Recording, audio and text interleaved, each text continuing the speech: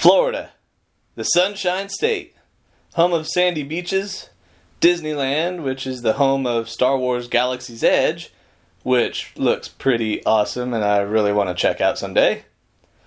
Well, I might get the chance, because I'm on my way to Florida to find some new breweries and to study the state's many invasive species. Maybe, just maybe, I'll get my fix of Star Wars too.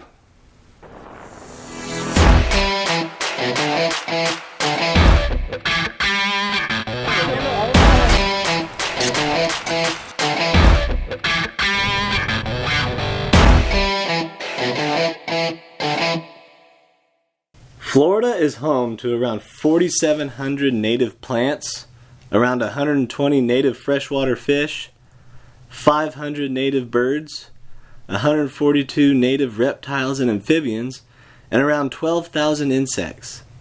It is full of beautiful natural areas and biodiversity. Those areas and native species face many challenges from habitat loss, overexploitation, and of course invasive species. Over 500 non-native species have been documented in Florida. Not all of those non-natives are invasive, but Florida is ground zero for the poster child of invasive species, the Burmese python. Brought to North America through the pet trade, the Burmese python has made its impact on the native ecosystem known worldwide. Irresponsible pet owners are often blamed for releasing unwanted pets. But in 1992, Hurricane Andrew destroyed a python breeding facility, several wholesalers and pet stores, and even zoos, dumping countless individuals of many different species into the ecosystem. I'm in Florida with python expert Jimbo McCartney, and we are searching for the Burmese python, just one of Florida's many non-native reptiles. Down in the grass, like I told Rance, it'll look like a dark old 2x4. You'll just see it kind of, and they'll sit right along the edge here. They travel parallel to the, like right where the bank starts coming up, right at the edge. So they'll be sitting right down in there looking for food or whatever, or moving. And if they're coming up the bank, they stick their heads up like this to kind of get a whiff of what's going on. The bottom of their head, the bottom of their neck, you know, their whole underbelly is white. So you might just see something, a little white patchy that looks like it's just like a little styrofoam cup or something sitting there. If you see something like that, tell me to stop. We'll check it out because it could be a snake. And that's it, man. And they'll go parallel right to the edge of the grass here. Because they'll literally just poke the tip of their nose out of the grass. And as soon as the light comes by, they'll pull it back in.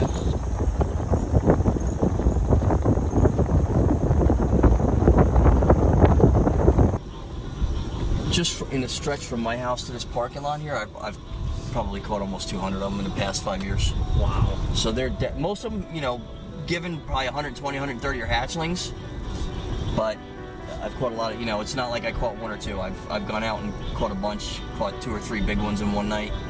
So they're definitely out here. And they weren't here 5 years, like 6 years ago now, they weren't here. There was none here. And then the first year I think I found 3. The second year maybe a dozen, and the third year I found like 20 adults and hatchlings.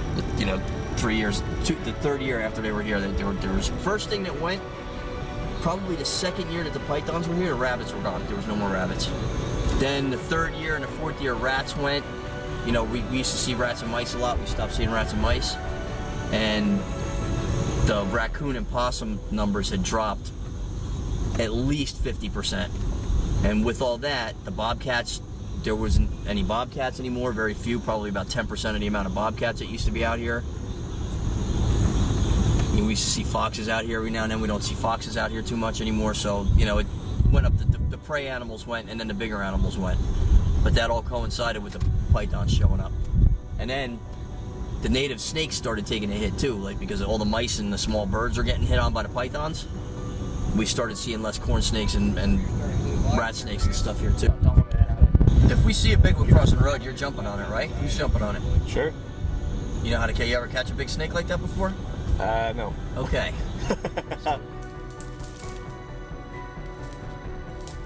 After a couple nights of no luck, we decided to hit the swamps and look for nests.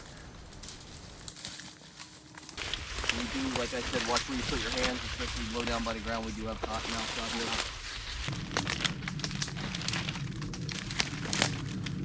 Most of these lower branches are dead, just kind of bust them out of your way.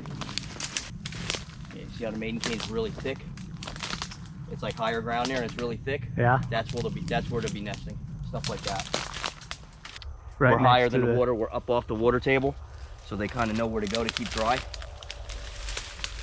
But don't ever reach your hands into that stuff. And this isn't perfect gator territory, but we do have water nearby. And there's open water right out there, so be careful around the edges, all right? Yep. Yeah, that's easy. Look at that.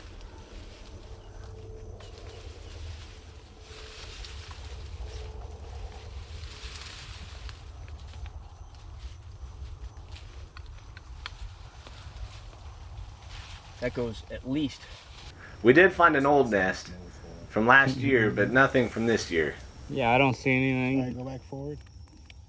Perfect area for them to nest. It's high. Oh, stop right there. We can see really good. Look at this image right here. That is fantastic. Look at that underneath that hole. This is an You might have found an old nest. This is an egg. Pull it out. Yeah, grab it. That's an old nest. I told you they're up here, guys. I wasn't kidding. Whoa. Again, with no luck, we decided to hit the roads again, this time in a different location, more south, closer to the Everglades National Park. And with my luck, we check an area, and only 20 minutes later, someone else checked the exact same area and found this behemoth. But I'm not giving up. I'm not leaving Florida until I find one. Watch your step. Oh my goodness. Careful. Oh. Yeah, hold on. Up off the ground.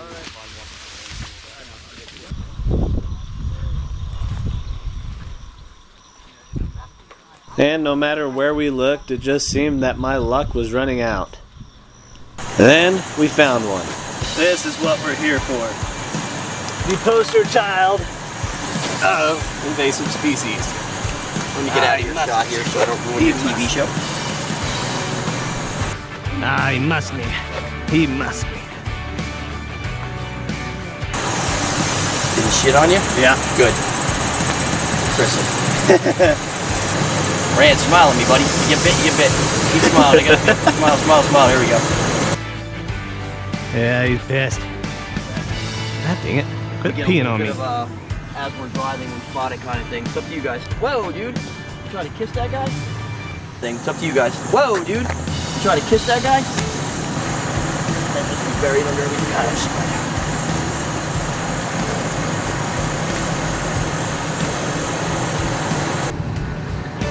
Got it.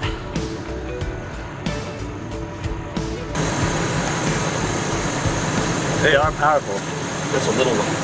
But now you understand when they get bigger, they get stronger. Drop it in the middle. Tail first. Good. Get him as far as you can. Tail first. Now just throw the head down. Just keep throw the head down. There you go. You got it. Drag him up. Tie him up. Boom. Then again, the following Not night. as many as there used to be. A lot of them are getting caught. Yeah. This is my first time catching one out here. North to south. Right here. He was just laying right here. Sticking out a little bit. It's pretty tight. There you go. I'd say probably about 8 feet. Here, man.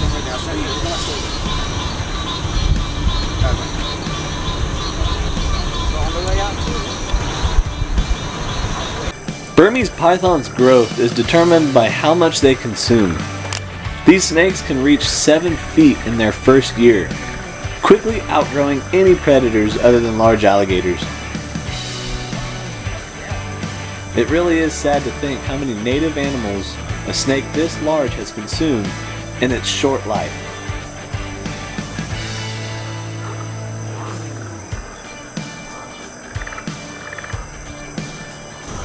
This is not a big snake. This is not a big python. This is probably a 2-year-old snake right here. 2, maybe 3 if it hasn't been growing too well, but that's it. I mean, they are a beautiful animal. My mission down in South Florida has been accomplished. I've captured the Burmese python and have learned so much from a local perspective. Now, it's time for a celebratory beer. And it only feels fitting to celebrate at Invasive Species Brewing. For me, it kind of started when we were home brewers, kind of with a dream or whatever of maybe doing this one day. But I was still working as a biologist, kind of my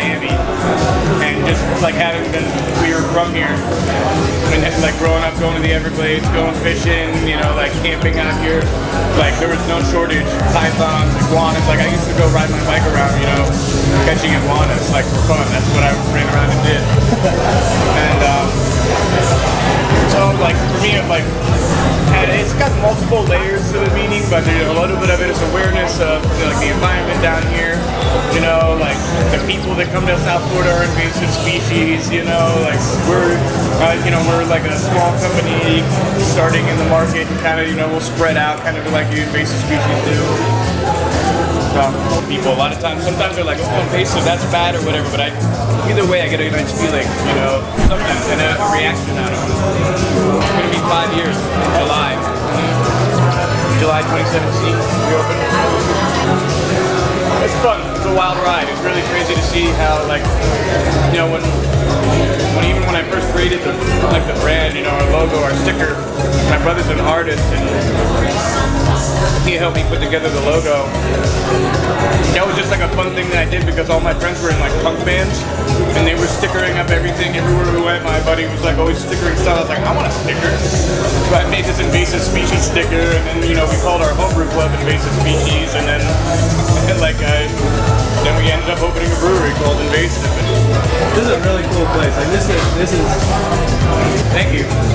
That was all. I mean, we wanted to open something for a long time, but it's like a lot of it was because we travel, we see really cool places. There's nothing like this in Fort Lauderdale, and we want it to be something that's authentic. It feels like when you came down to Florida, like you got to visit something that belongs here. That's we had grand plans to be like expanding during that time. I think fortunately I feel lucky that we made it through and we're okay, and we've been able to do all right since then. But yeah, he drew this on a computer. He drew it like by hand and colored all in by the computer, and then instead of like, because he's an animator, but he's not a muralist, so then we blew it up and we printed it on vinyl, and so it's a giant sticker. We cut it all out, but it's really neat, and it's got a real Florida feel, man. The power lines against it, like a beautiful backdrop with power lines. We got a little mix of the invasive and native stuff. Yeah, well, awesome, man. I'm really glad you made it out. You got a chance to go check this out. Definitely let us know. I really appreciate it, man. Yeah, of course.